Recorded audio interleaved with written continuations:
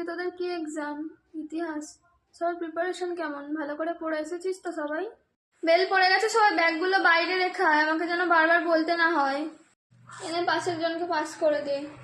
কি তো দেখছিস কিছুই প্রশ্ন কঠিন পড়েনি, সব সিলেবাসের মধ্যেই আছে। সারা বছর পড়বি না, প্রশ্ন কি করে সহজ মনে হবে?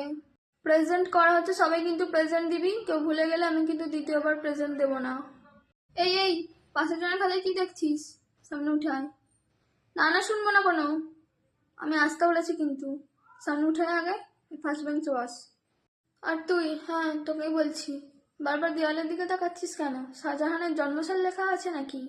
অনেকক্ষণ থেকে দেখছি তোরা কথা বলে যাচ্ছিস। এবার কিছু বলবো না, খাতা কেড়ে নিয়ে নেব। সব দেখতে পাচ্ছি আমি, এখন কিছু বলবো না। যে যার দেখে লিখছিস লেখ। খাতা কারেকশনের সময় আমি যে যার দেখে লিখেছিস তার আমি নাম্বার কমিয়ে দেব। তখন আমাকে এসে বলবি না ম্যাম কেন আমার নাম্বার কমিয়েছেন। খাতাতে বেল পড়ে গেছে, আর লেখা যাবে না। 2 ঘন্টা সময় ছিল, যা লেখার লিখেছিস।